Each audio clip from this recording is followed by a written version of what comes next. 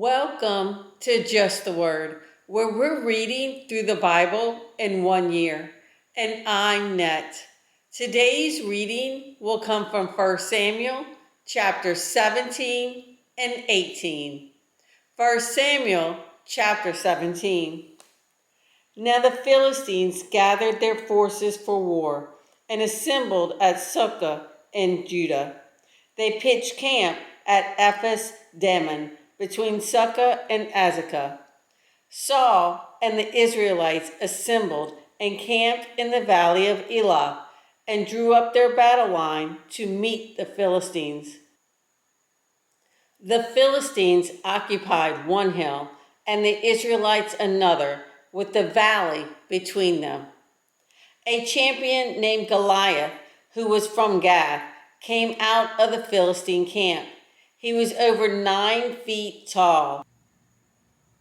He had a bronze helmet on his head and wore a coat of scale armor of bronze weighing 5,000 shekels. On his legs he wore bronze greaves, and a bronze javelin was slung on his back. His spear shaft was like a weaver's rod, and its iron point weighed 600 shekels.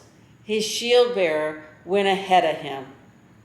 Goliath stood and shouted to the ranks of Israel, "Why do you come out and line up for battle?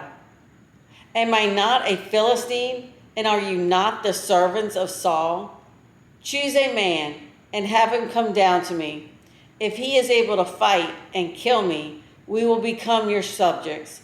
But if I overcome him and kill him, you will become our subjects and serve us." Then the Philistines said, "This day I defy the ranks of Israel. Give me a man and let us fight each other." On hearing the Philistines' words, Saul and all the Israelites were dismayed and terrified. Now David was the son of an Ephrathite named Jesse, who was from Bethlehem in Judah. Jesse had 8 sons, and in Saul's time he was old and well advanced in years. Jesse's 3 oldest sons had followed Saul to the war. The firstborn was Eliab, the second Abinadab, and the third Shammah. David was the youngest.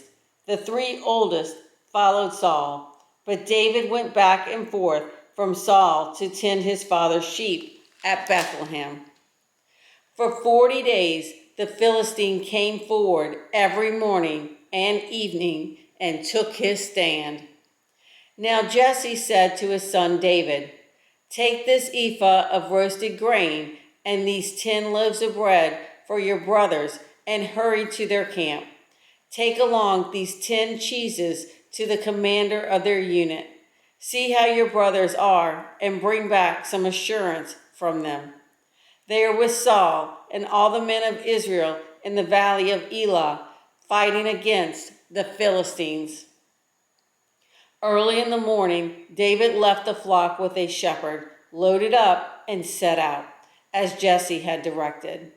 He reached the camp as the army was going out to its battle positions, shouting the war cry. Israel and the Philistines were drawing up their lines, facing each other. David left his things with the keeper of supplies, ran to the battle lines, and greeted his brothers.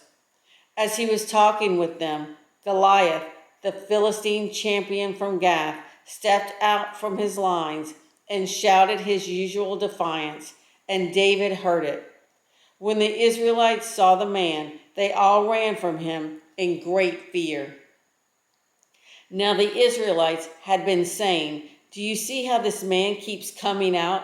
He comes out to defy Israel. The king will give great wealth to the man who kills him. He will also give him his daughter in marriage and will exempt his father's family from taxes in Israel."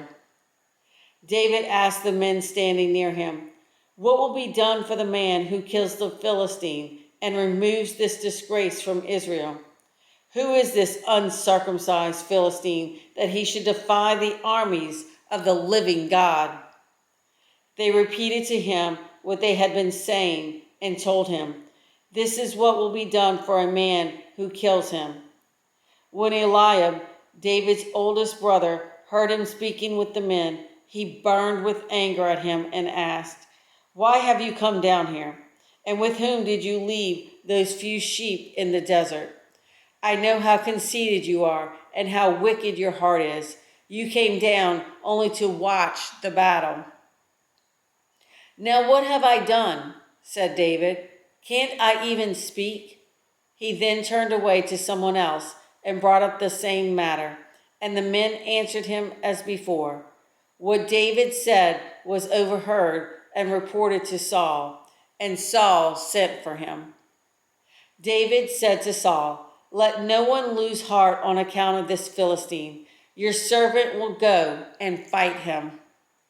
Saul replied, "You are not able to go out against this Philistine and fight him. You are only a boy, and he has been a fighting man from his youth." But David said to Saul, "Your servant has been keeping his father's sheep. When a lion or a bear came and carried off a sheep from the flock, I went after it, struck it, and rescued the sheep from its mouth. When it turned on me, I seized it by its hair, struck it, and killed it. Your servant has killed both the lion and the bear. This uncircumcised Philistine will be like one of them, because he's defied the armies of the living God. The Lord who delivered me from the paw of the lion and the paw of the bear will deliver me from the hand of this Philistine." Saul said to David, "Go, and the Lord be with you." Then Saul dressed David in his own tunic. He put a coat of armor on him and a bronze helmet on his head. David fastened on his sword over the tunic and tried walking around, because he was not used to them. "I cannot go in these," he said to Saul, "because I am not used to them." So he took them off. Then he took his staff in his hand, chose 5 smooth stones from the stream, put them in the pouch of his shepherd's bag, and with his sling in his hand, approached the Philistine. Meanwhile, the Philistine, with his shield bearer in front of him, kept coming closer to David. He looked David over and saw that he was only a boy, ruddy and handsome, and he despised him. He said to David, "Am I a dog that you come at me with sticks?" And the Philistine cursed David by his gods. "Come here," he said, "and I'll give your flesh to the birds of the air and the beasts of the fields." David said to the Philistine, "You come against me with sword and spear and javelin, but I come against you in the name of the Lord Almighty, the God of the armies of Israel, whom you defied. This day the Lord will hand you over to me, and I'll strike you down and cut off your head.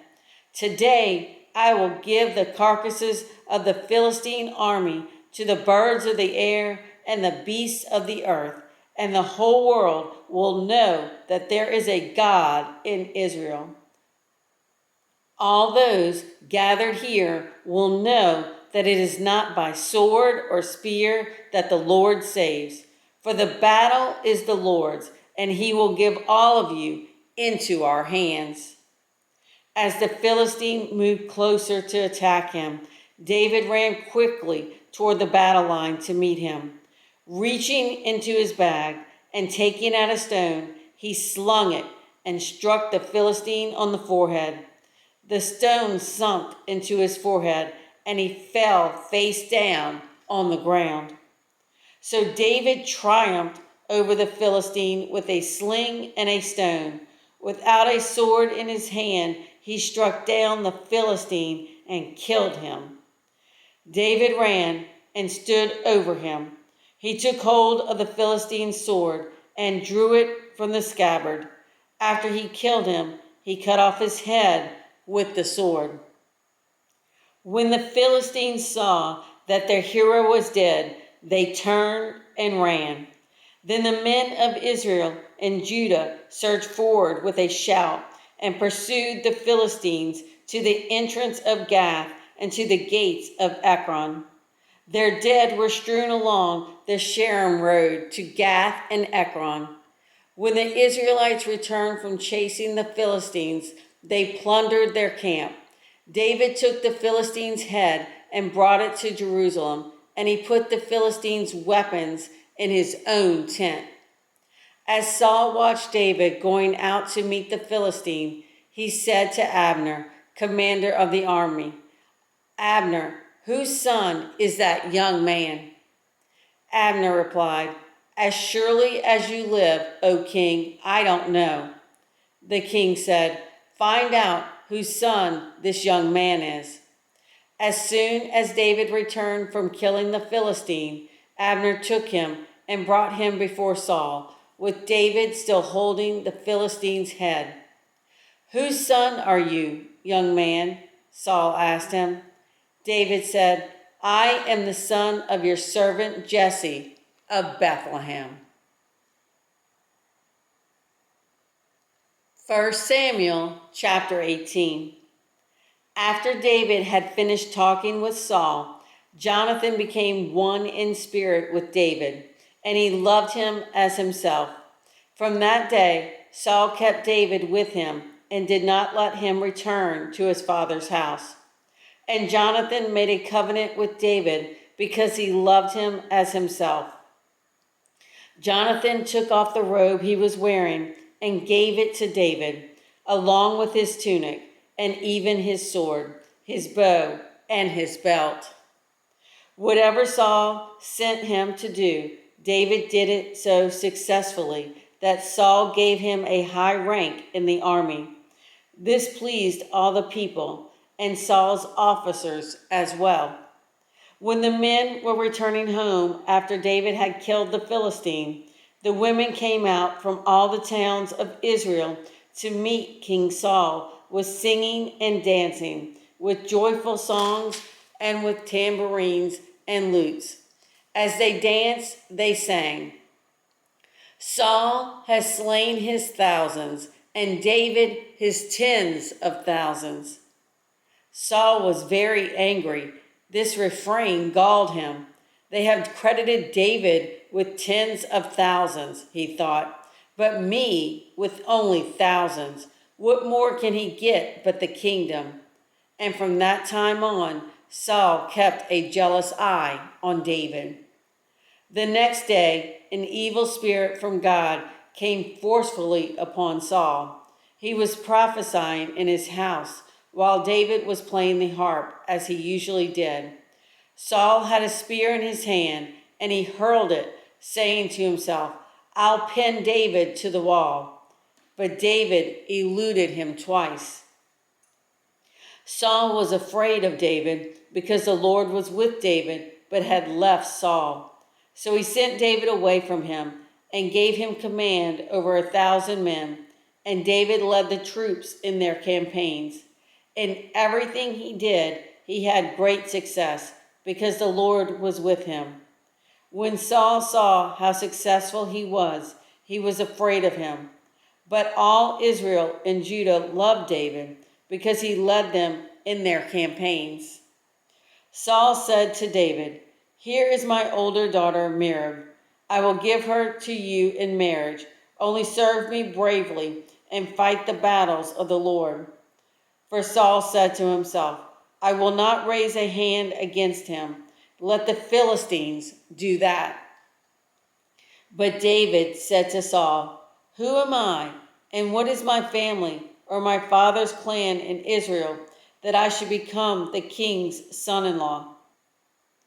So when the time came for Merab, Saul's daughter, to be given to David, she was given in marriage to Adriel of Meholah. Now Saul's daughter, Michal, was in love with David, and when they told Saul about it, he was pleased. "I will give her to him," he thought, "so that she may be a snare to him, and so that the hand of the Philistines may be against him." So Saul said to David, "Now you have a second opportunity to become my son-in-law."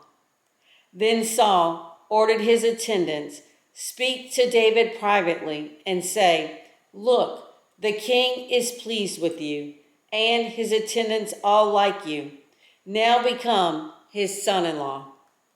They repeated these words to David, but David said, "Do you think it is a small matter to become the king's son-in-law? I'm only a poor man and little known." When Saul's servants told him what David had said, Saul replied, "Say to David, 'The king wants no other price for the bride than 100 Philistine foreskins to take revenge on his enemies.'" Saul's plan was to have David fall by the hands of the Philistines. When the attendants told David these things, he was pleased to become the king's son-in-law. So before the allotted time elapsed, David and his men went out and killed 200 Philistines. He brought their foreskins and presented the full number to the king so that he might become the king's son-in-law. Then Saul gave him his daughter Michal in marriage. When Saul realized that the Lord was with David and that his daughter Michal loved David, Saul became still more afraid of him, and he remained his enemy the rest of his days.